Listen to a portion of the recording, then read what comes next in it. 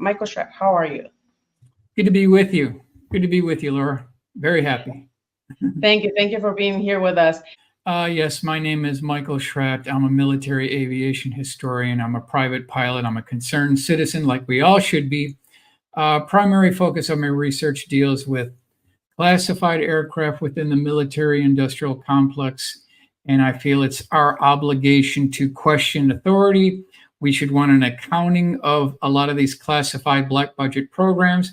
And what we want to talk about in this series is a number of historical UFO cases, and I want to give you illustrations and drawings so that you can get a real good idea of what these craft actually look like. In addition, I'm going to provide for you the documents, the paperwork, the newspaper clippings, so that you can verify this on your own and you can do your own self-analysis following the scientific principle. And so, Laura, that's what we want to talk about tonight.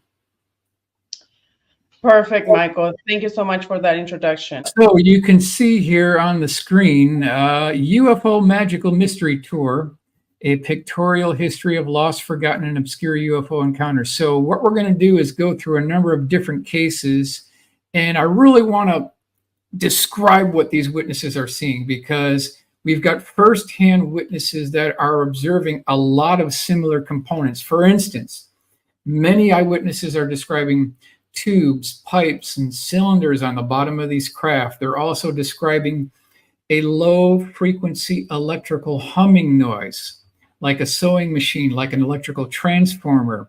We've got reports of CE2 cases, that's close encounters of the second kind, where you actually have physical effects. That includes lights on cars going out, stalled engines, static on your radio. So you've got CE2 cases. That's what we want to talk about today.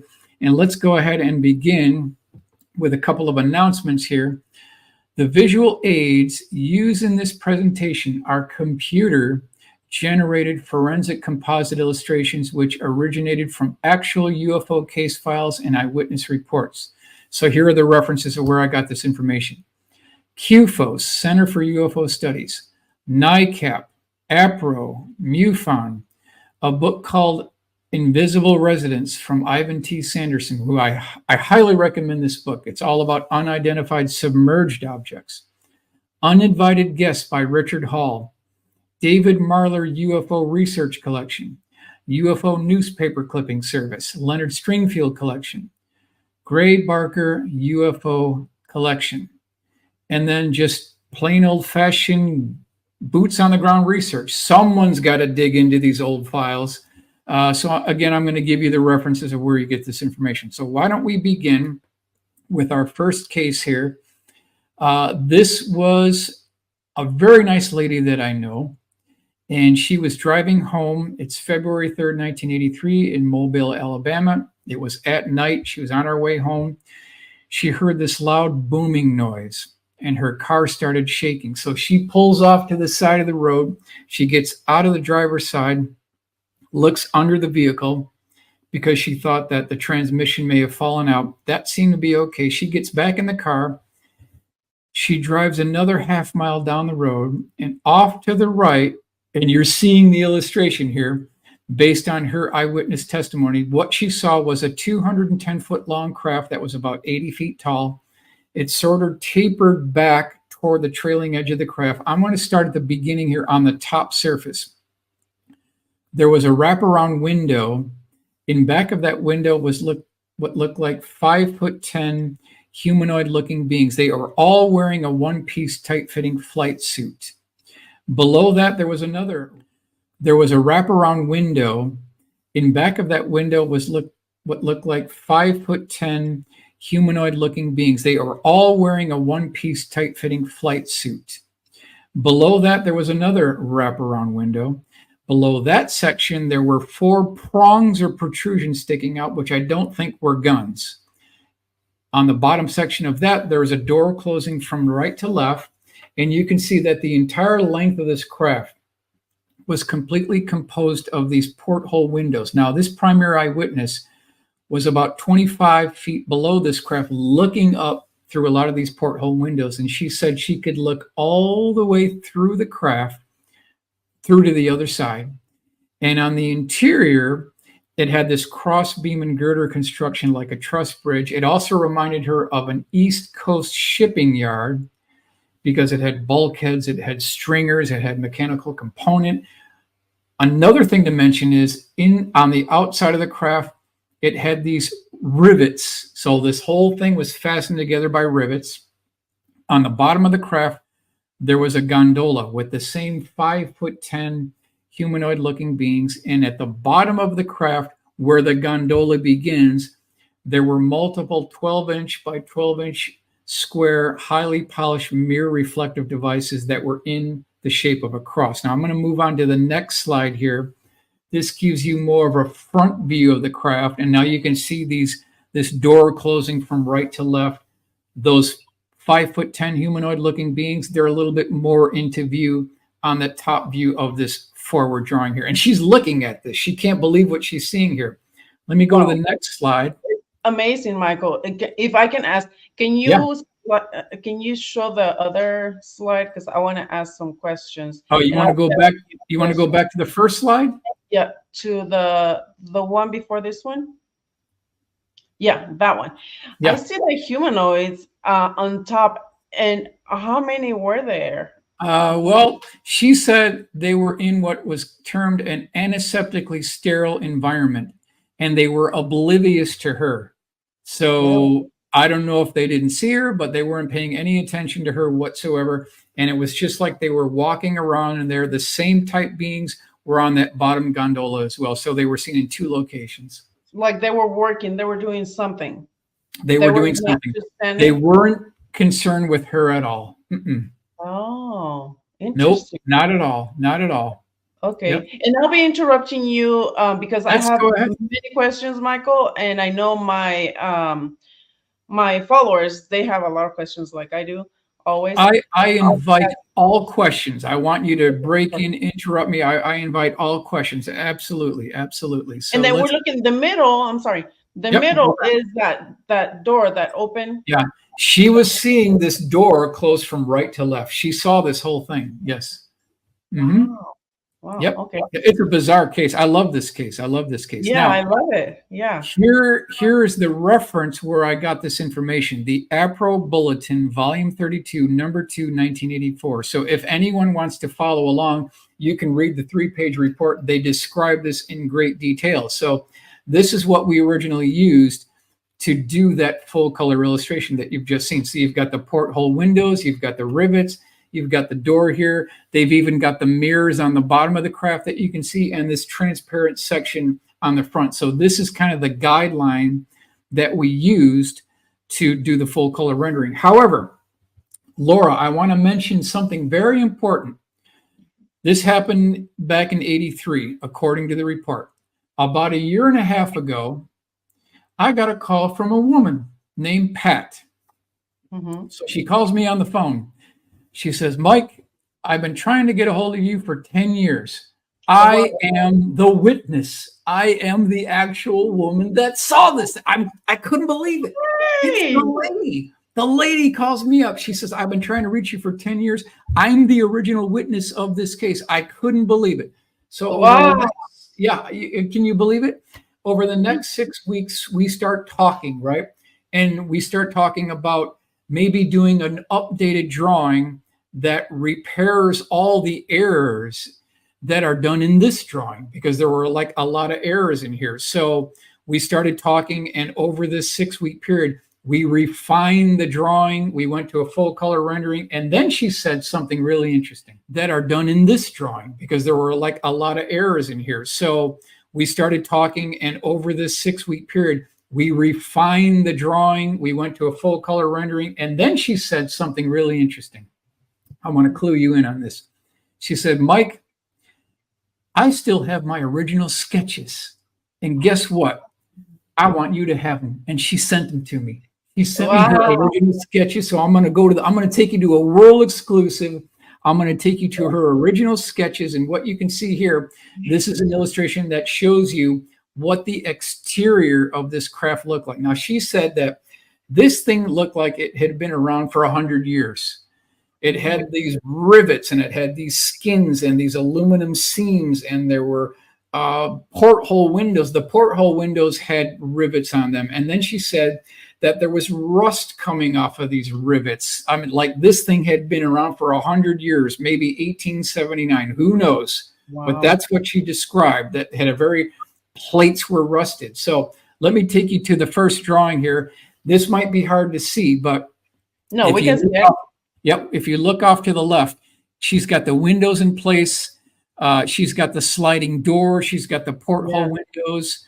On the back of the craft, there was a big door that was opened up, and this whole thing was flying right by her at slow speed. So this is kind of a side view. Let me go to the next drawing here. These are all original drawings. Look at that. This is a front view looking here. Now you can see the door, sliding door closing from right to left. On the upper section here, you see the wraparound window. She calls out the lights on here as well. So you've got the white light in the center, you've got a blue light, then you've got a red light, and you've got the sliding door. So this is kind of the front view looking at the very front part of the craft itself. So let's go to the next slide. Wow. And now you can kind of see, this is sort of a 3/4 ISO view, but showing you the components. Now, here is where the revised drawing diverted from the original one. So we had to correct all the errors that were in the original one. So Laura, on the very forward portion of this craft was a huge bar, like this unbelievably long bar. And in this bar, there were cages of mechanical equipment, which didn't show up on the original drawing. So we corrected all of these and we went to a refined drawing, and this is what we came up with. This is the refined drawing. She was driving a 1980 green Plymouth station wagon. This was actually January 1st, 1980, not in 1983. So we corrected the craft. We corrected the configuration. We corrected the correct date. Now we have that correct. Off to the right of the craft, you can see that door opened up. She described that as well. This is the period correct station wagon that she was driving. In the front of the craft, you can see that big bar and then these prongs sticking out. And then on the upper section here, you've got those people with the one-piece tight-fitting flight suit. Let me go to the next drawing here that shows you a blow-up. And now you can see this bar that was in the front of this thing with all this mechanical equipment. And this thing is just silently flying by. And this thing is massive, at least 210 feet across. So now what I want to do now, Laura, is I want to take your audience to our full color rendering based off of the original testimony from Pat and the revised drawing here. And Laura, this is what we came up with.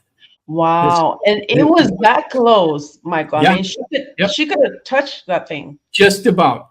You can hit it with a baseball, essentially. Wow. Yep. Look at that. And look at those people. They were just doing their thing.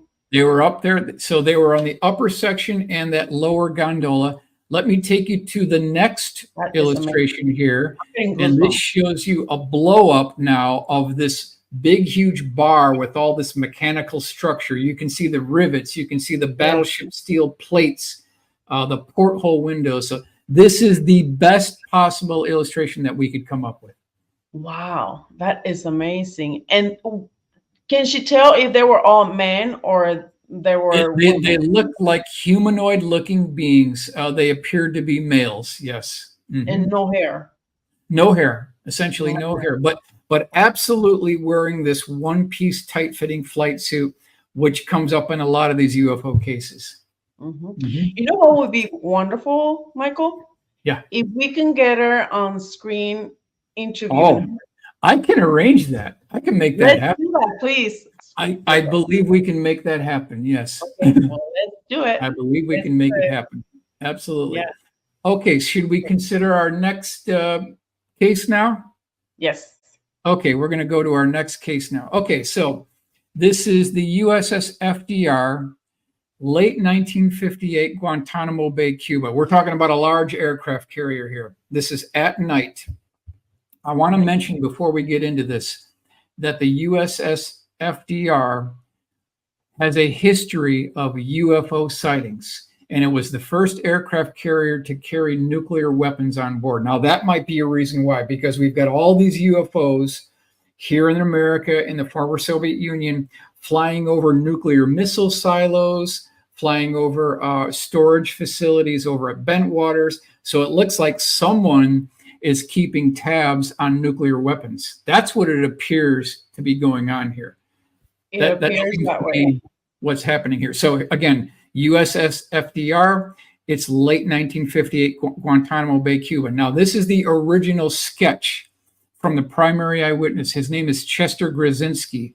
This is filed August the 8th, 1978 is when he filed the report. So just to set up the backstory here, it's at night and there's commotion below decks. All of these naval personnel are rushing to get up onto the flight deck of the aircraft carrier. And this is his original sketch. This is Chester Grzinski's original sketch. He's a firsthand witness. So there's yelling, there's chaos, there's people screaming and swearing. They're trying to rush to get to the flight deck. Now, when they got there, I'm going to go to the next slide here. What they saw, and there were 25 naval personnel with Chester Grzinski. So you had multiple witness testimony. What they saw, Laura, was about a 200-foot long cigar-shaped craft. It had rectangular windows on the side of it. And then he said, believe it or not, that there was what looked like beings walking back and forth between the windows. One of them, Laura, he said, raised his hand above his head and was waving back to the guys down on the flight deck of the aircraft carrier. I mean, you can't believe this is his original sketch. Now, he also said that there was heat coming off this thing. Now, if you see these little squiggly lines on the craft itself, that's the heat waves coming off the craft that they could feel on their skin. So if we go back to J. Allen Hynek's classification on close encounters, a close encounter of the first kind is a visual sighting. A close encounter of the second kind is when you have physical effects. So you have branches breaking, you have cars stalling, you have engines turning off, you have static on your radar. That is a close encounter of the second kind. Close encounter of the third kind is when you have an interaction or a visual sighting with a quote unquote ET being. That's a close encounter of the third kind. So in this case, it's a CE1 because it's a visual sighting. It's a CE2 because there were physical effects. They could feel the heat. It's a CE3 because they met them. They saw them, right? They saw them. They waved at them. they waved at them, right? So now this thing, to kind of wrap up the sketch here, this thing departed like a spark on a grinding wheel and made no sonic boom at all. This is back in 1958, and he actually saw this. So what we wanted to do is take the 10-page report that went with the MUFON report. We want to go with this drawing and see if we can do an accurate full color rendering of what this case may look like. And this is what we came up with. Something that looks like this was seen on the deck of the USS FDR back in 1958. Wow. Just to give an idea of what was going on here. So you've got all these personnel looking at this thing, and very interesting case. And again, humanoids waving at that. They were waving. Yes, they were waving. In fact, these humanoids did notice the people down there. Oh, they absolutely did notice the people on the aircraft carrier. So why don't we do a blow up, and we'll go to the next slide here, and this will show you a little bit of a blow up with the guy waving back down to the naval personnel on the deck of the aircraft carrier. Did he say if they had any headwear, any glasses, or no headwear, no glasses, no, just he didn't humanoid looking, and they were walking back and forth between the windows. Yep. And then one stopped and waved. One guy waved, yes. And then this thing took off at a high rate of speed back in 1958. So, and this is kind of the caliber of things in that book that I talked about in the beginning, Invisible Residents by Ivan T. Sanderson, that is full of these Navy encounters with USOs. It's whole full of it. It's a very good book. Yeah. Well, your book is really good too. Hopefully. At the end. Yeah, we'll show it. I have it right here. We'll show it at the end. Oh, you have it right here. Okay. Yeah, I have it right here. I have your book right here with me. and then I will be showing it for anybody that wants to purchase it. We'll tell them all the information, and we'll put the description. We'll put all the information in the description box.